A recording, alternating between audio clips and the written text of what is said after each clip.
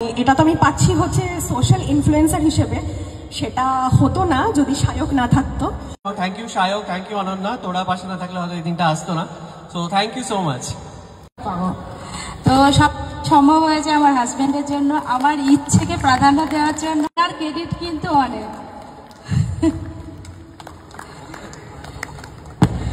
সুকান্ত নাম করে যাচ্ছে, প্রেরণা নাম করে যাচ্ছে ব্লগিংয়ে বলে আমার প্রচণ্ড হিংসে হচ্ছে। Today is a historical day.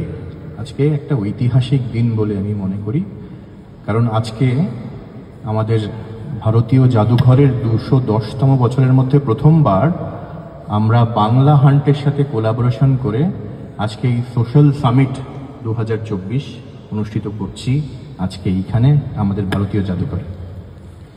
আপনারা সকলেই জানেন যে ভারতীয় জাদুঘর এশিয়ার মধ্যে সবথেকে পুরনো মিউজিয়াম এবং 2025 সালে আমরা আমাদের 211 বছর পালন করব। ইম্পর্টেন্ট জিনিস হলো যে আপনাদের মাধ্যমে কিন্তু অনেক মানুষজন আপনার হাতে সার্টিফিকেট তুলে দিচ্ছেন মিস্টার শান্তনু ঠাকুর, ডক্টর শান্তনু ঠাকুর।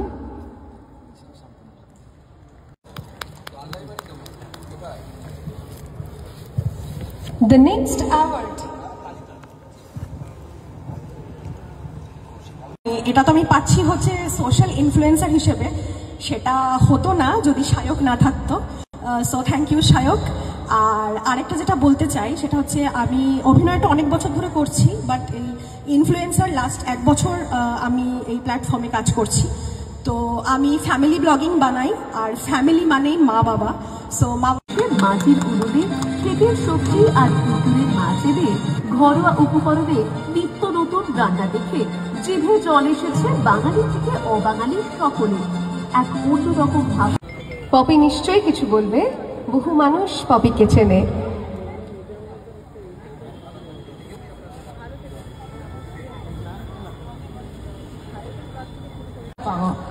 তো সব সম্ভব হয়েছে আমার হাজবেন্ডের জন্য, আমার ইচ্ছেকে প্রাধান্য দেওয়ার জন্য।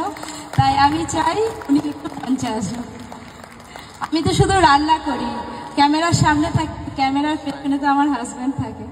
ওনার ক্রেডিট কিন্তু অনেক।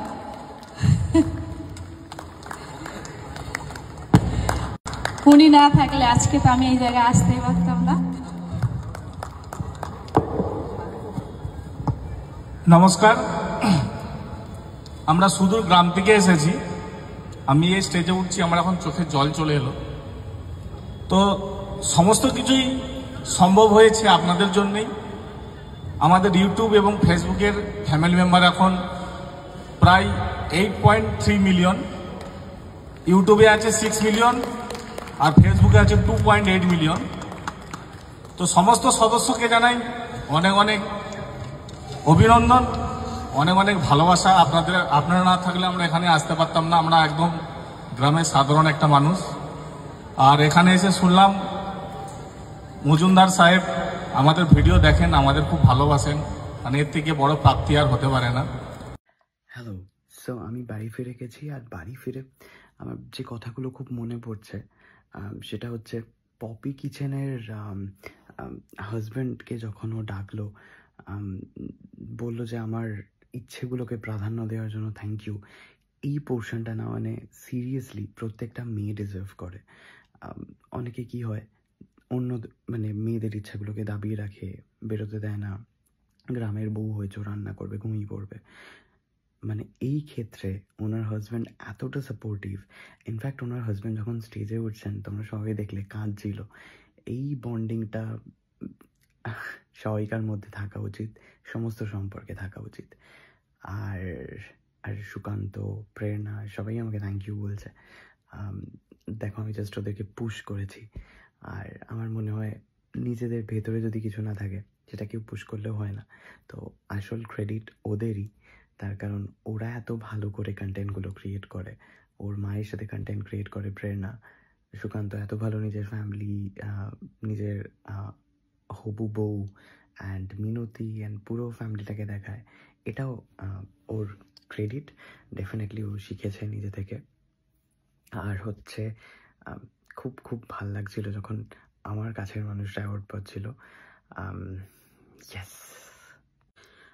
আর যদি বলতে হয় আমার মধ্যে বেস্ট পার্ট কি, সেটা হচ্ছে আমার না মানে মন থেকে কখনো হিংসেটা আসে না যে সুকান্ত নাম করে যাচ্ছে, প্রেরণা নাম করে যাচ্ছে ব্লগিংয়ে বলে আমার প্রচণ্ড হিংসে হচ্ছে, নট লাইক দ্যাট। আমি সবসময় ওদেরকে পুশ করতে থাকি, আমি বলতে থাকি যে ভিডিও কনসিস্টেন্সি বজায় রাখতেই হবে, আর যেটা ওরা অফকোর্স ফলো করে। আর আমার সিরিয়াসলি কখনো হিংসে হয় না, তার কারণটা আমার বাড়ির মাংসের ঝোল নয় যে চলে গেল ওকে 2 পিস এক্সট্রা দিয়ে দিল, এরকম আমার মনে হবে। তো আমার মনে হয় যে সবাই মিলে একসাথে বড় হওয়া যায়। তো মা আমাকে এইভাবেই মানুষ করেছে, হিংসাটা না করতে। তো সেটা আমার আসে না কখনোই, ওই জন্য আমি সবাইকে পুশ করতে থাকি তাদেরকে আমি চিনি। থ্যাংক ইউ সো মাচ ব্লগটা দেখার জন্য। নেক্সট ব্লগ আসছে খুব তাড়াতাড়ি।